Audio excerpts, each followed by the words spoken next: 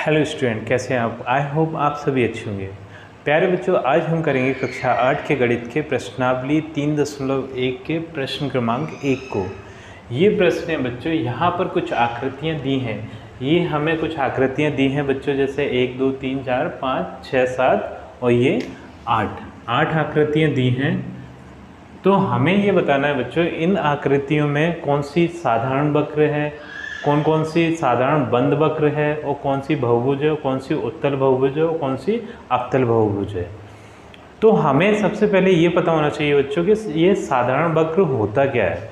उसी बेस पे हम ये बता पाएंगे कि इनमें से कौन कौन सी आकृतियाँ साधारण वक्र हैं। तो साधारण वक्र बच्चों, कोई भी खींची गई लाइन, ऐसे टेढ़ी मेढ़ी कोई भी लाइन खींची गई, क्या कहलाता है? ये हमें साधारण वक्र कहलाती है, ठीक है।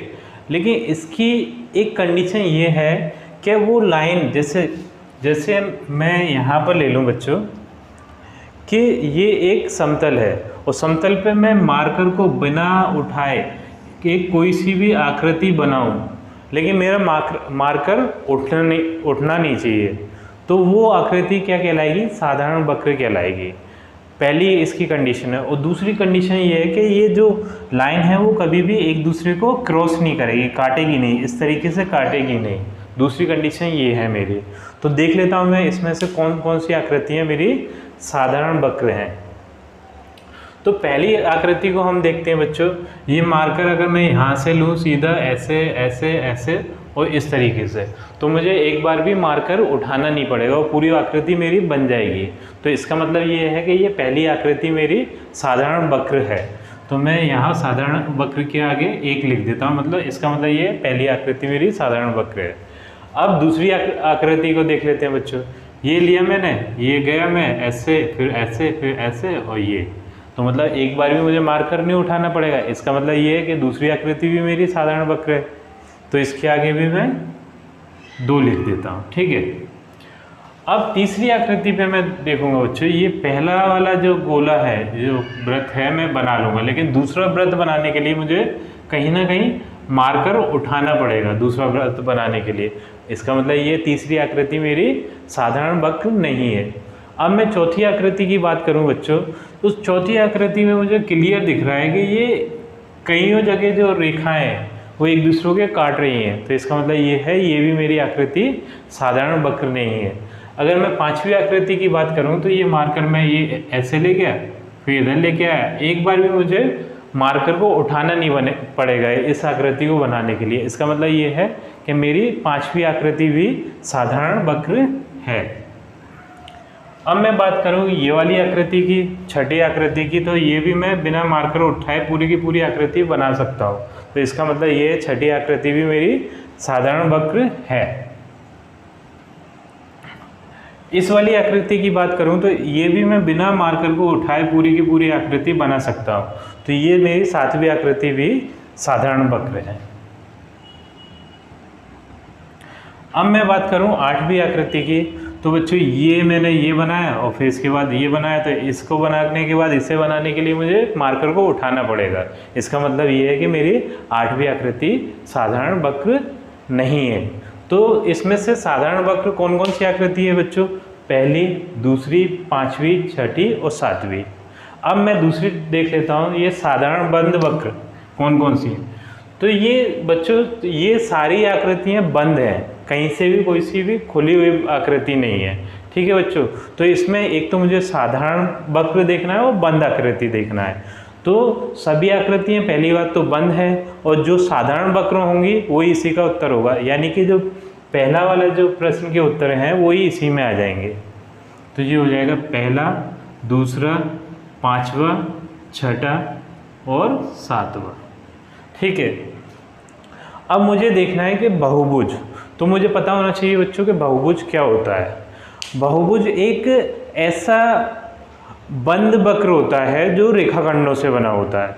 बस उसमें शर्त ये है कि कोई भी वक्र का यूज़ नहीं होना चाहिए, यानी इस तरीके की कोई घुमावदार रेखा नहीं होना चाहिए, सिर्फ वो रेखाखंडों से, रेखाओं से बना होना चाहिए, ठीक है। इस तरीके से रेखाओं से बना होना चाहिए, वक्र का यूज़ नहीं होना चाहिए और बंद होना चाहिए, और जो रेखाएं वो एक दूसरे को ऐसे काटनी नहीं चाहिए।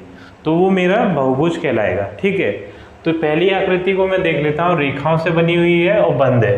तो ये आकृति मेरा क्या है, बहुभुज है। तो यहाँ पे मैं लिख दूंगा पहली आकृति, ठीक है। दूसरी आकृति को देखूंगा मैं, तो दूसरी आकृति बंद भी है और रेखाओं से भी बनी है। तो इसका मतलब ये है कि ये भी मेरा बहुभुज है। अब तीसरी आकृति पे गया तो बच्चों ये रेखाओं से नहीं बनी हुई, तो इसका मतलब ये कि ये बहुभुज नहीं है। चौथी आकृति पे गया तो ये क्या है कि रेखाओं से तो बनी है और बंद भी है, लेकिन रेखाएं एक दूसरे को काट रही हैं, इसलिए ये बहुभुज नहीं है। पांचवी आकृति बंद है लेकिन रेखाओं से नहीं बनी, तो ये भी बहुभुज नहीं है। छठी आकृति पे मैं देखूंगा तो रेखाओं से तो बनी है, लेकिन यहाँ पर वक्र का यूज हुआ है बच्चों, ये इस जगह पर। इसका मतलब ये है कि ये भी बहुभुज नहीं है। अब मैं सातवीं आकृति की बात करूंगा तो ये यहाँ पर भी वक्र का यूज हो गया, वक्र का प्रयोग हो गया। इसका मतलब ये है कि ये भी मेरी बहुभुज नहीं है। आठवीं आकृति की बात करूंगा तो ये दो वृत्त बने हुए हैं, मतलब वक्र का यूज हुआ है, ये भी मेरी बहुभुज नहीं है। तो बहुभुज कौन सी आकृति है, पहली और दूसरी। अब मैं उत्तल बहुभुज का बात कर लेता हूँ बच्चों। तो सबसे पहले मुझे ये पता होना चाहिए कि उत्तल बहुभुज होता क्या है। एक ऐसा बहुभुज जिसमें कोई भी कोण 180 डिग्री से बड़ा ना हो, ठीक है। जैसे मैं इसे ये एक बहुभुज ले लेता हूँ, ठीक है। तो इसमें एक भी कोण 180 डिग्री से ज़्यादा नहीं है, जो भी कोण हैं वो 180 डिग्री से बड़े हैं। हमें पता है बच्चों जो 180 डिग्री का कोण होता है वो क्या है, एक सरल रेखा होती है, इस तरीके का होता है। अगर इससे कोई बड़ा कोण है, इस तरीके का कोण है, ऐसे और ऐसे इस तरीके का कोण है, तो वो 180 डिग्री से बड़ा होगा, ठीक है। तो ऐसा बहुभुज जिसमें कोई भी कोण 180 डिग्री से बड़ा ना हो तो वो उत्तल बहुभुज कहलाता है।